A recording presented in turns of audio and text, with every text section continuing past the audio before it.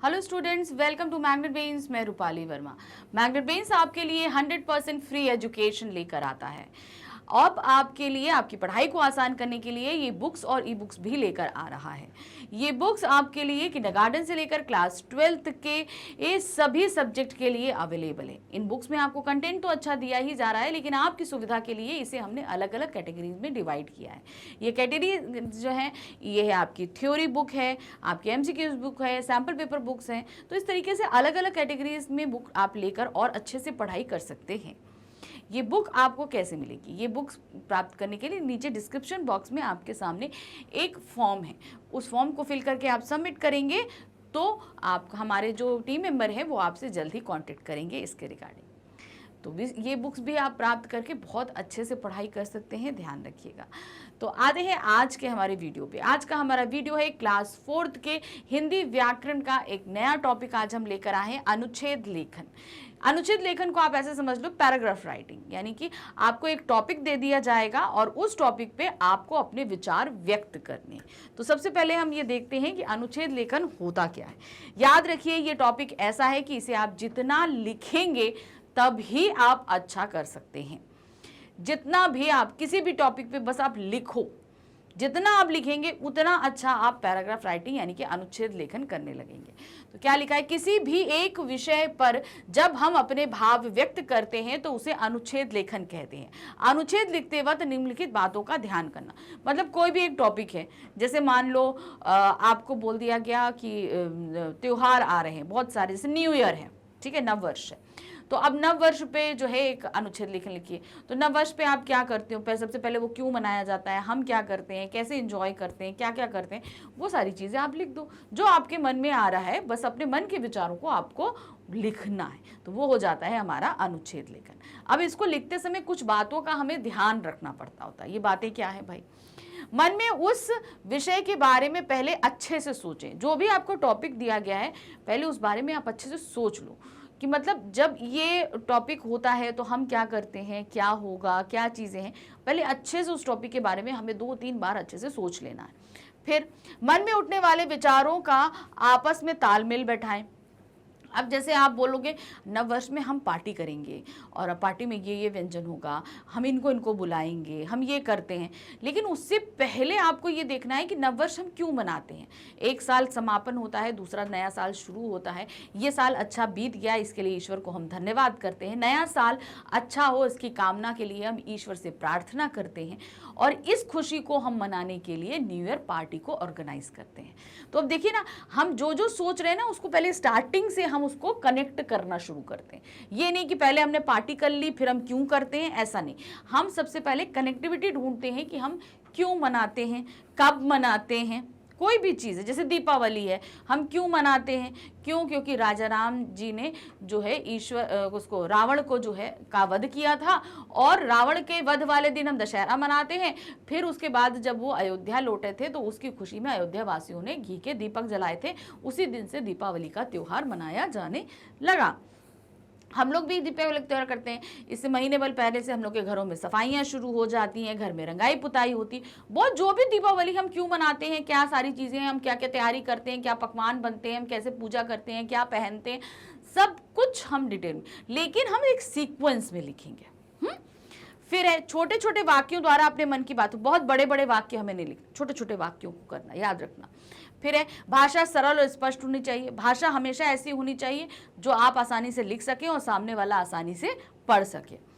बार बार एक ही बात ना लिखें। अब बार बार ये नहीं है कि हम नए कपड़े पहनते हैं तो उस दिन हम पूजा करते हैं, मिठाई खाते हैं, फिर नए कपड़े पहन के हम पटाखे जलाने जाते हैं, बहुत मज़ा करते हैं, फिर उन्हीं नए कपड़ों में ही हम दूसरों के। तो अब नए कपड़े हमें कई बार नहीं करने। एक बार हमने लिख दिया कि उस दिन हम नए वस्त्र पहनते हैं, ईश्वर से प्रार्थना करते हैं, पटाखे जलाते हैं, बस। वो नए वस्त्र हमें बार बार नहीं लिखे, मतलब एक ही लाइन को हमें रिपीट नहीं करना होता है। तो चलिए अब यहाँ पर कुछ उदाहरण हैं। तो सबसे पहले टॉपिक क्या दिया जा रहा है, हम इस टॉपिक को पहले ध्यान से देखते हैं। टॉपिक, क्योंकि हमें टॉपिक पे ही पूरा लिखना है। और याद रखिए यहाँ पे हम कई सारे एग्जाम्पल्स लेकर आए हैं, इनको हम ध्यान से आपके लिए पढ़ रहे हैं और इसी तरीके से आप लिखोगे, ठीक है। तो सबसे पहला है मेरा प्रिय त्योहार होली। अब मान लीजिए आपसे टॉपिक दिया गया, आपको अपने प्रिय त्योहार पे लिखना है, तो आपका प्रिय त्योहार होली हो सकता है, दीपावली हो सकता है, त्योहार क्या कहते हैं, रक्षाबंधन हो सकता है, दशहरा हो सकता है, नववर्ष हो सकता, कोई भी त्योहार जो आपको पसंद हो आप उसके बारे में लिखोगे। तो यहाँ पर मेरा प्रिय त्योहार क्या रहा, होली रहा। तो अब हम होली पे लिखेंगे, देखिए कैसे लिख रहे हैं। भारत त्योहारों का देश है, हम यहाँ कई त्योहार मनाते हैं, जैसे होली, रक्षाबंधन, ईद, दीपावली आदि। तो त्योहार आपसे पूछा गया आपका त्योहार, आपका प्रिय त्योहार, तो सबसे पहले आप त्योहार के बारे में लिखेंगे कि त्योहार क्या है।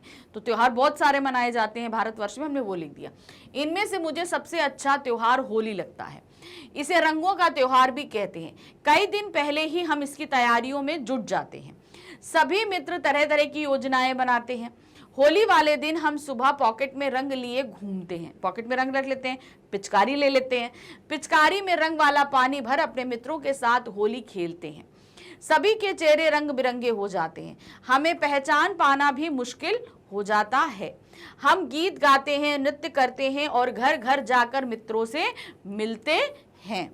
ये त्योहार आपसी शत्रुता एवं भेदभाव को दूर कर भाईचारा बढ़ाता है, इसलिए होली मेरा प्रिय त्योहार है। तो ये प्रिय त्योहार आपका क्यों है, क्योंकि रंगों का है, इसलिए आपको ये बहुत ही ज्यादा प्रिय है।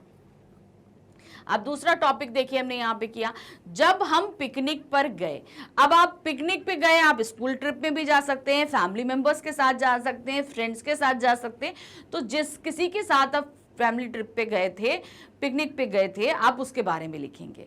तो यहाँ पर बहुत छोटा सा हम देखिए लिखेंगे, क्या लिखा है, पिछले रविवार की बात है, पिताजी ने चाय पीते वक्त बताया कि हम सब पिकनिक के लिए इंडिया गेट जा रहे हैं। हमारी खुशी का ठिकाना ना रहा। अब ये पिकनिक की प्लानिंग कैसे हुई, उनको पता कैसे चला, वहां से हमने शुरू किया। जैसे ही कोई भी चीज, कोई भी टॉपिक होता है, तो जहां से वो शुरुआत हो रही होती है वो टॉपिक हम वहां से लेना शुरू करते हैं, सीक्वेंस हमें बनाना होता है। अब क्या है, फटाफट हमने तैयारी करी, हम सब जल्दी तैयार होकर गाड़ी में बैठ गए। फिर जैसे ही बैठे, मम्मी ने भोजन की टोकरी भी गाड़ी में रखी, मम्मी ने खाना बनाया था। बस थोड़ी देर हम सभी इंडिया गेट पहुंच गए। वहां पहुंचकर हमने घनी घास पर चटाई बिछाई और सारा सामान रख दिया। मम्मी पापा आपस में बातें करने लगे, मैं और मेरी बहन इधर उधर दौड़ने लगे। आसपास बहुत सारे बच्चे भी खेल रहे थे। फिर आप वहां पहुंच के आपने क्या इंजॉयमेंट किया, आपने वो सारा लिखा। फिर उसके बाद कुछ बच्चों ने हाथ में गैस का गुब्बारा भी पकड़ा हुआ था। थोड़ी देर बाद मम्मी ने खाने के लिए बुला लिया। सबने मिलकर मम्मी के हाथों की स्वादिष्ट आलू पूरी खाई। हमने वहां आइसक्रीम भी खरीद कर खाई। फिर थोड़ी देर खेलने पर शाम हो गई। हम सब ने सामान गाड़ी में रखा और वापसी के लिए चल पड़े। उस दिन की बातें याद कर आज भी मन खुश हो जाता है। तो किस तरीके से आपकी पिकनिक की बात शुरू हुई, फिर आप कैसे तैयार होकर गाड़ी में बैठे, फिर आप वन में वहां पहुंच के क्या किया, क्या खाया, क्या चीजें आसपास देखी, सभी कुछ करने के बाद और अंत में आपको कैसा लगा, आपने ये सारी चीजें बता दी। तो इसी तरीके से हमें अनुच्छेद को सीक्वेंस में लिखना होता है। फिर से एक टॉपिक और देखते हैं, क्या है, बरसात का एक दिन। भाई बहुत ज्यादा बारिश होने लगी है अब, तो बरसात के एक दिन आपके साथ अगर कुछ ऐसा अलग सा घटित हुआ हो वो, तो जैसे यहाँ पे क्या था, एक दिन बारिश हुई तो बच्चे स्कूल में हो गए, आप तो उस दिन की बात हमने लिख दी। या फिर आप किसी दिन लिख सकते हो जिस दिन बहुत बारिश हुई, लाइट चली गई, घर में अंधेरा हो गया और बहुत ज़्यादा पानी बरसता रहा, उस दिन का आप कुछ लिख सकते हो। आप कहीं बाहर गए हो, वहाँ बारिश के कारण फंस गए हो, तो कुछ भी आप लिख सकते हो। लेकिन कैसे, देखिए यहाँ पर अगस्त का महीना था, काफ़ी गर्मी पड़ रही थी, हम कक्षा में बैठे पढ़ रहे थे। लगभग 12 बज रहे थे, अचानक बाहर धूप कम होने लगी। धीरे धीरे काले बादल आसमान में छाने लगे। कक्षा में थोड़ा थोड़ा अंधेरा होने लगा, हवा भी ठंडी हो गई। सभी बच्चों का ध्यान खिड़की की ओर था, क्योंकि बहुत गर्मी थी, एकदम से ठंडा हो जाएगा तो सबका ध्यान उसी तरफ जाएगा। तभी अचानक गड़गड़ाहट हुई, बिजली चमकी और बारिश की मोटी मोटी बूंदें खिड़की की ओर गिरने लगी। हम सभी पढ़ाई बंद करके बाहर का दृश्य देखने लगे। धीरे धीरे बरसात तेज होने लगी। हमने खिड़की बंद कर दी। बाहर बारिश की आवाज तेज हो गई थी। हम सब सोचने लगे कि छुट्टी होने पर घर कैसे जाएंगे। तभी धीरे धीरे बारिश थमने लगी, हम सब ने चैन की सांस ली। उस बरसात को मैं आज तक नहीं भूल पाया। अब क्या था, अब स्कूल में आपको लगा कि इतनी तेज बारिश हो रही है, हम स्कूल से घर नहीं जा पाएंगे, यहीं फंसे रह जाएंगे, तो उस टेंशन में आपने कैसे पूरा दिन गुजारा वो आपने यहाँ पर बता दिया। अब वो बारिश जो हुई उससे पहले का भी हमने बताया कि कौन सा टाइम था, क्या था, कितना बज रहा था, कौन सा महीना था, कैसी गर्मी थी, सब था। और फिर कैसे आए बादल, ठंडी हवा चली, एकदम से अंधेरा हो गया, सब कुछ हो गया, सारी चीजें हमने सीक्वेंस से लिखी हैं। नेक्स्ट टॉपिक है रक्षाबंधन। अब देखिए यहाँ पे एक त्योहार और हम लेकर आए हैं, रक्षाबंधन। तो यहाँ पे दिया है रक्षाबंधन भाई बहन के पवित्र रिश्ते का त्योहार है। यह हर साल सावन मास की पूर्णिमा को आता है, इसलिए इसे श्रावणी भी कहते हैं। अब रक्षाबंधन का त्योहार कब मनाया जाता है, ये चीज क्यों मनाते हैं, भाई बहन के प्यार प्रेम के कारण।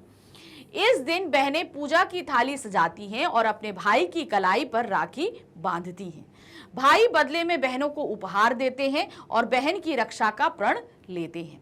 रानी कर्णावती ने हुमायूं को राखी भेजकर उन्हें भाई बनाया था। अगर आपको कोई हिस्टोरिकल कोई भी आपको ऐसी ऐतिहासिक कहानी याद आती है तो आप उसे लिख सकते हैं। तब हुमायूं ने युद्ध में रानी कर्णावती की रक्षा की थी। अगर आपने अपनी कहानी में, बुक्स में कहीं पे भी ऐसी कुछ कहानी पढ़ी हो तो आप लिख सकते हो। यह त्योहार भाई बहन के बीच संबंधों को मजबूत करता है। बहनें वर्ष भर इस त्योहार के आने का इंतजार करती हैं। बाजारों में भी रौनक होती है, मिठाइयों की दुकानें सस्ती हैं, सड़कों पर भी लोगों के आने जाने के कारण काफी भीड़ होती है। हमें इस त्योहार को प्यार और खुशी से मनाना चाहिए। तो इस तरीके से हमने रक्षाबंधन का त्योहार, किन का त्योहार होता है, भाई बहन का होता है, इससे जुड़ी हमने एक ऐतिहासिक कहानी भी लिख दी और कैसे हम मनाते हैं ये भी लिख दिया। ठीक है, एक और टॉपिक आया है हमारे पास, वर्षा ऋतु। वर्षा ऋतु यानी कि बारिश होती है ना, बारिश का महीना और वर्षा ऋतु होती है ना, तो ये ग्रीष्म ऋतु के बाद आती है ऋतु वर्षा ऋतु। तो उसके बारे में अब आप इस बारे में, वर्षा ऋतु के बारे में कैसा फील करते हो, आप यहाँ पर ये लिखोगे, है ना। तो क्या है, भारत ऋतुओं का देश है। हमारे देश में कितनी आती हैं, 6 ऋतुएं आती हैं। ठीक है, यहाँ समय समय पर अनेक ऋतुएं आती हैं, जैसे सर्दी, गर्मी, बसंत, पतझड़ और वर्षा। मई जून की गर्मी में लोग जब परेशान हो जाते हैं तब खेत सूखने लगते हैं, घास पीली पड़ जाती है, तब लोग वर्षा ऋतु का इंतजार करते हैं। बहुत गर्मी पड़ने लगती है ना, बहुत परेशान होते हैं, जल्दी बारिश हो, जल्दी बारिश हो, वही चीज लिखी। जुलाई से अक्टूबर तक 4 महीने वर्षा के माने जाते हैं, इसीलिए इसे चौमासा भी कहते हैं। वर्षा ऋतु को क्या कहते हैं, चौमासा, क्योंकि ये 4 महीने, जुलाई, अगस्त, सितंबर और अक्टूबर, ये 4 महीने किसके माने जाते हैं, बारिश के माने जाते हैं। वर्षा के आने से लोगों को गर्मी से छुटकारा मिलता है, धरती की प्यास बुझ जाती है, खेत हरे भरे हो जाते हैं। किसान बादलों को देखकर खुशी से झूमने लगते हैं। तो भाई किसानों को खेत में पानी चाहिए होते हैं, जो बारिश आती है तो किसान बहुत ज्यादा खुश हो जाते हैं। मोर पंख फैलाकर नाचने लगते हैं, बागों में रंग बिरंगे फूल खिलने लगते हैं। यह मौसम अत्यंत सुहावना होता है। इस मौसम में फसलें भी खूब अच्छी होती हैं। बच्चे कागज की नाव बनाकर पानी में तैरते हैं। वर्षा से बचने के लिए बच्चे बरसाती भी पहनते, बरसाती मतलब रेन कोट पहनते हैं। चारों ओर काली काली छतरियां दिखाई देती हैं। वर्षा का पानी बिजली बनाने के काम भी आता है, इसलिए वर्षा ऋतु में बिजली की भी कमी नहीं होती है। तो बिजली से भी पानी बनाया जाता है, ये पानी से भी बिजली बनाई जाती है। तो पानी हम सभी के लिए बहुत ज़रूरी है कि नहीं है भाई, खेतों के लिए, ठंडक के लिए, ज़मीन के लिए, हमें पीने के लिए, तो ये सभी हम लोग को कहाँ, बारिश से ही मिलता है ना। तो बारिश बहुत ज़रूरी होती है। अब चूंकि बारिश से पहले गर्मी का मौसम होता है, तो गर्मी के मौसम के बाद हम लोग को बारिश में बहुत ही ज़्यादा अच्छा लगता है। तो इस तरीके से हमने यहाँ पर कई अनुच्छेद लेखन किए ना। तो अभी बस अब आपको ये ध्यान रखना है कि आप इसको, हर टॉपिक जितना आप लिखोगे ना, उतने अच्छे से आप यहाँ पर उसको, अपने विचारों को व्यक्त कर पाओगे। इसलिए हमेशा लिखने की आदत आप ज़रूर डालिएगा, हिंदी में ख़ास तौर से, क्योंकि आप जितना लिखोगे ना हिंदी, उतना आपकी हिंदी अच्छी होती जाएगी, ये यकीन मानिए।